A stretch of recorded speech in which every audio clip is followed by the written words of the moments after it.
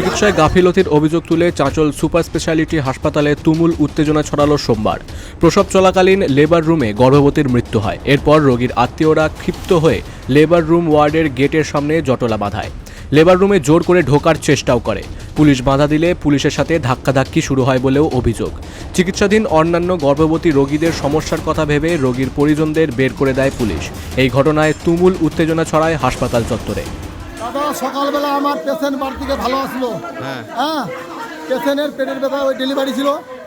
Patient বাড়ি থেকে ভালো আসলো, ডাক্তারকে বলছি যে স্যার কীরকম আছে, না ভালো আছে, তো নর্মালিটি হবে বলছি কি নর্মালিটি হবে না তো স্যার অন্য কোনো যদি ব্যবস্থা করবেন, যদি না পারেন স্যার আপনারা আমার পেশেন্টকে রিটার্ন করবেন। ডাক্তার ছেড়ছে না, ডাক্তার কোনো মতেই ছড়ছে না। তারপরে পেশেন্টকে ডাক্তার মারা দেওয়ার পরে এবার ডাক্তার কি বলছে, দেখি আপনি সই করেন এখানে। আমি বলছি কেন সই করবো স্যার? তারপরে স্যার পেশেন্টটাকে মারা দেওয়ার পরে আমরা ওখানে বলছি আমরা ডাক্তারকে যাচ্ছি, আমরা কাগজ চাই না, আমরা ডাক্তারকে যাচ্ছি। হ্যাঁ, পুলিশ আমাদের উপরে লাঠিচার্জ করছে। পরিস্থিতি স্বাভাবিক করতে বেশ কয়েকজনকে আটক করে নিয়ে যায় পুলিশ। সোমবার সকালে চাঁচল ১ নম্বর ব্লকের জসুয়া জাহির খা এলাকায় আশরাফুল হক তার স্ত্রী শাহনাজ খাতুনকে প্রসব যন্ত্রণা নিয়ে ভর্তি করেন। এর আগে 2 সন্তান স্বাভাবিকভাবেই প্রসব হয়েছে বলে জানান তারা। দুপুরে অস্ত্রোপচারের মাধ্যমে প্রসবের জন্য একজন চিকিৎসক লেবার রুমে তাকে নিয়ে যায়। অ্যানাস্থেসিয়াও হয়।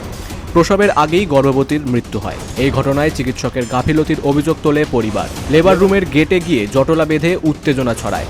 এই বিষয়ে হাসপাতালের তরফ থেকে বলা হয় চিকিৎসার গাফিলতির কারণে রোগীর মৃত্যু হয়নি।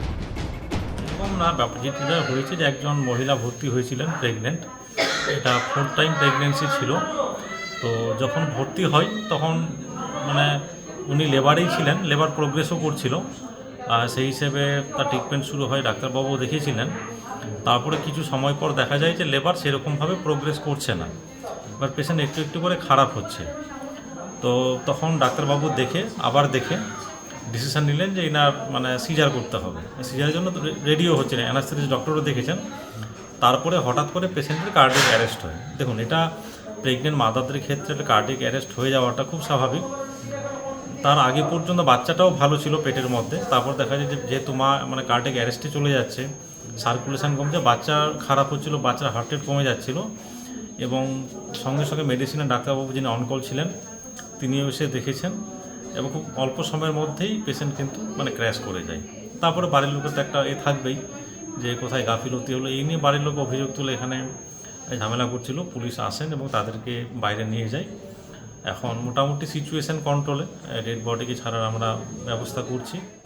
মালদার চাঁচল থেকে শানু ইসলামের রিপোর্ট, বিগ নিউজ বাংলা।